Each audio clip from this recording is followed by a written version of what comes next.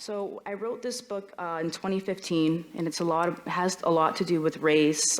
Growing up in my own family, where I felt like I wasn't Black enough, and I had to answer all these questions about where I came from. And for me, that was a really difficult question to answer. Even today, it's super difficult to answer. So I wrote this poem. It's pretty much the core of the book itself, and it's called In the Green Room. Eyes on me. Long stare up and down, longer stare, stuck in this frustrating and degrading conversation, you who won't be happy with the answer I give because your perception of Blackness is completely distorted. Assumptions come to the table already orally armed, defend my skin tone, hair color, hair length, and hair texture. Isn't this one of the most multicultural, mixed, biracial baby breeding cities in the world? And no, you cannot touch my hair, tangled, caught between nails of acrylic tips, rows of fishtails intertwine. A maintained fusion, cut dead ends, then weave these tracks back like braids and plates. She oils and slicks sides, pats down, then poofs up. Make up your mind. One drop rule bleeds into the blue-eyed illusion of good hair, stressed to overprocess these tips, these roots, these plaits, these locks. She dreads. Enter stage left and find the mic. Sing sweet, these brown skin confessions, brown skin, black skin, caramel-dipped skin, leathery sunburnt skin, seizes to remember skin like the war, torn country skin. She breathes skin. Found 14 feathers in a notebook imprinted on creased pages, faded cover led to an ellipsis, watched eyes burn holes through layers of skin, yet never happy with these answers of ethnicity. Let's gather confessions of ebony-boned princesses. Let's steal stories of brown-skinned contessas and drown memories of her one tone. Let me pick a side. Skin. Thank you. I don't usually do readings. I find that I tend to just get too flat, so I thought I would instead just really speak about the work, about my book for a few minutes instead, to really give a little bit, I think, of the spirit of what I was trying to accomplish with policing Black lives. How do you write about a country, and how do you write to a country that renders your life invisible? That is to say, invisible besides the very intense repetition of stereotypes of Black criminality. How do you write about a country and to a country in which the death, so often premature, of your community members and your loved ones are a fact of life that are rarely taken into view? How do you write about a place that is, on the surface, deeply committed to notions of tolerance and diversity, but in this same commitment remains committed as well to making injustices so frequently disappear from view?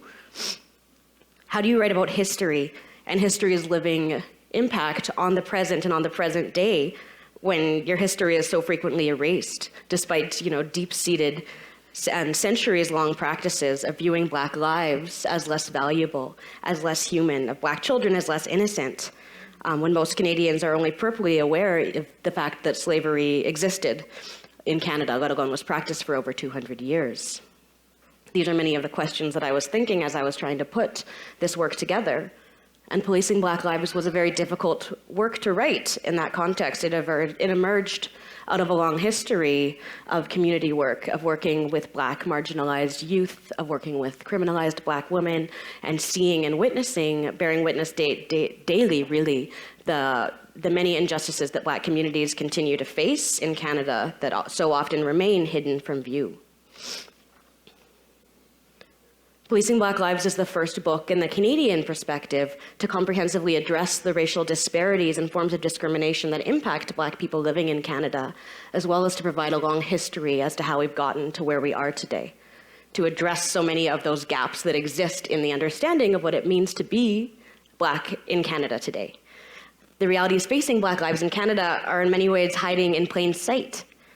For example, we know that in the cities of Lethbridge, Montreal, Halifax, Toronto, Ottawa, Edmonton, everywhere that a study has been done, that Black people continue to be disproportionately stopped, and profiled by the police. We know that Black populations are incarcerated at a rate of 3 times higher than our rate in the general population.